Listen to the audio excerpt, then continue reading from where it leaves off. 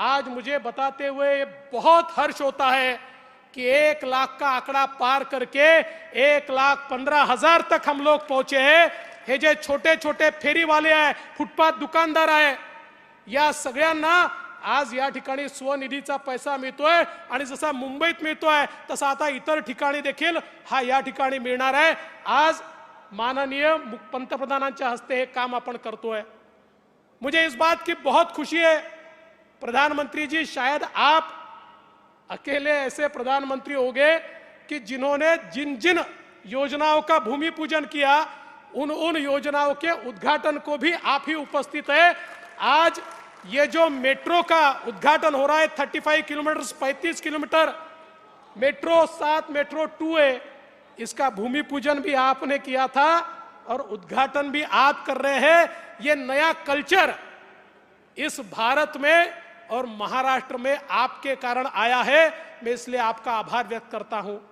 सबसे महत्व की बात, आज मुंबई करता एसटीपी, मुंबई सारखं इतकं महत्वाचं शहर, या शहरामध्ये रोज हजारो नाही करोडो लिटर पाणी ट्रीट न करता, कुठली प्रक्रिया न करता आम्ही समुद्रात सोडत होतो।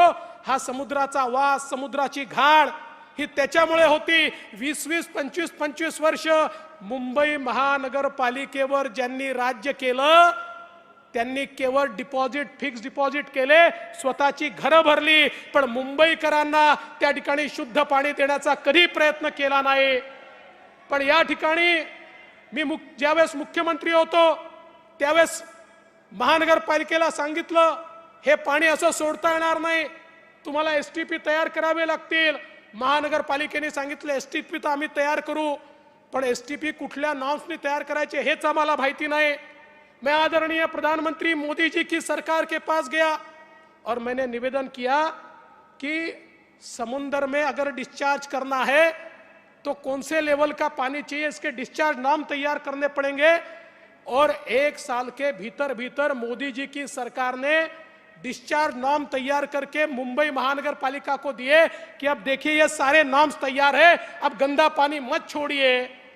लेकिन साहब उसके बाद भी 3 साल तक मुंबई महानगर पालिका ये काम इसलिए नहीं कर पाई, करने वाले नहीं थे ऐसा नहीं था, करने वाले थे लेकिन इनका उनसे जम नहीं रहा था।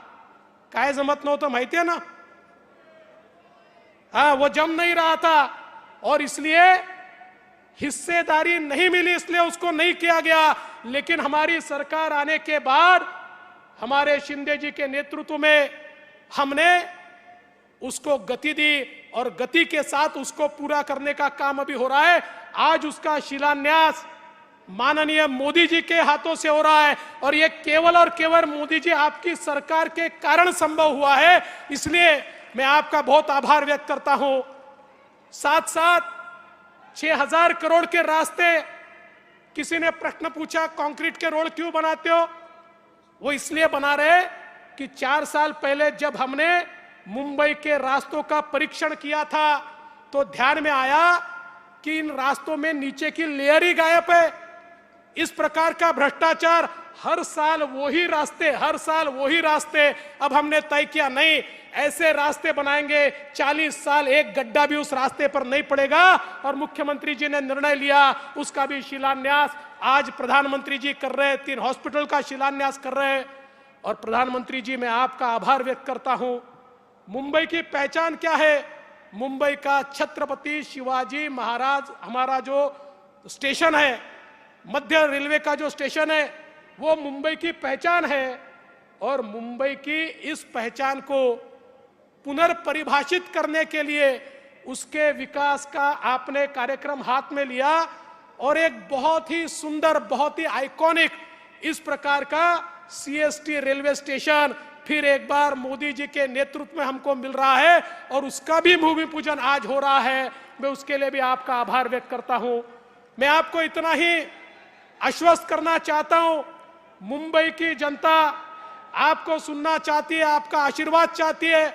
आपके आशीर्वाद से हमने धारावी का भी टेंडर मंजूर कर लिया है। 1 लाख लोगों को, घरों को पुनर्वसित करने का दुनिया का सबसे बड़ा प्रोजेक्ट है और केवल आपने रेलवे की लैंड दी इसलिए ये कार्यक्रम हम कर पा रहे हैं। जल्दी ही उसके भी भूमि पूजन के लिए आपको हम बुलाएंगे और प्रधानमंत्री जी उसमें आपका बहुत आशीर्वाद हमको लगेगा, उसके लिए भी आपको हम निमंत्रित करेंगे। मैं इससे ज्यादा समय नहीं लूंगा।